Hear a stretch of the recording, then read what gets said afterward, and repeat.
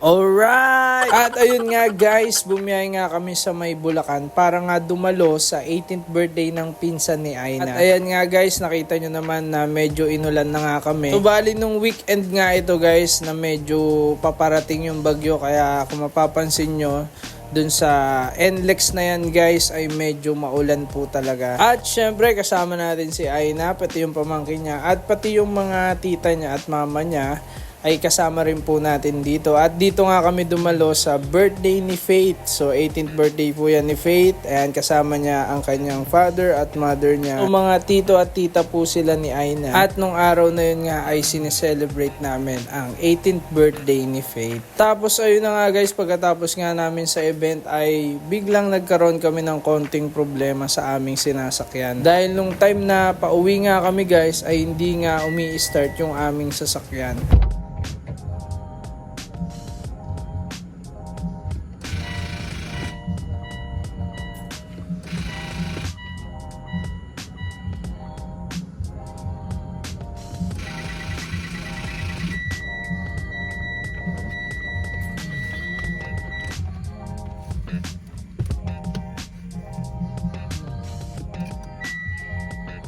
At ayun nga guys, bigla nga nagka-problema yung aming sinasakyan. So hindi siya nag-i-start at may lumalabas na ASTM service required dun sa kanyang monitor. Kaya ayun guys, sinubukan naming ayusin, katulong ko ang tito ni Aina. At later on, na-discover namin upon checking yung mga basic. At syempre sa tulong ng YouTube University, na-observe namin na ang nagka-problema pala ay yung battery niya. Kasi merong, kung makikita nyo dun sa video, ay merong usok na lumalabas dyan sa isang part ng battery. So ayan, binuksan pa ni tito ni Aina yan guys. So kung mapapansin nyo, yung battery ay umuusok. So ayan, lumalabas yung usok na yan. Pero guys, kapag binuksan nyo nga yan guys, ay mag-iingat kayo kasi yung usok na nalabas na yan ay medyo harmful yan dahil acid po yan.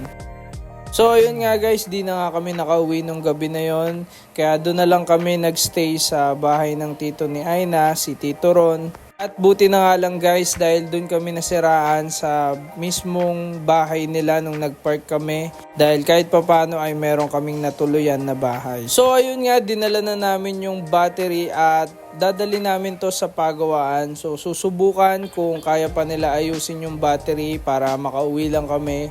At kung hindi naman, ang last resort talaga namin ay bumili ng bagong battery. At ito na nga yung kinatatakutan ko guys, yung mapapagastos na naman. At ayun nga guys, pumunta na kami sa may battery shop at dito nga hindi daw sila nagre-repair ng battery. Since Sunday yan guys at puro half day lang ng mga shop. So no choice na kami kundi dito na lang at bumili na lang ng bagong battery. So ito na nga lang guys yung binili namin, yung hindi na masyadong kamahalan. Pero ang presyo pa rin yan guys ay 5,300. Ayan, medyo masakit-sakit pa rin sa bulsa guys. Pero okay lang guys kasi at least bagong battery na naman yung ating magagamit. At yung lumang battery nga ay nabenta namin ng 600 pesos kay kuya, kaya nakamenos kami ng konti. So dinala na nga namin to at kinabit na rin agad namin sa sasakyan guys. At nung tinesting nga namin guys ay ayun na nga, one click na uli. Nag-i-start na uli yung ating sasakyan, kaya solve na ang problema natin at na-discover nga natin na yung battery talaga ang may problema. So ayun guys, sana makatulong din sa inyo to kung wala namang problema yung ibang component ng sasakyan nyo at bigla na lang siyang nag-error ng ganun at hindi nag-i-start. So baka battery lang ang may problema dahil sa sobrang katagalan na siguro ng battery. So check nyo lang po, baka pwede pa namang paayos ang battery bago nyo palitan. So guys, paki-follow naman ang aming FB page, ng aming TikTok at YouTube guys. Salamat po sa inyo. So yun lamang po guys, laging umite para lagi tayong alright.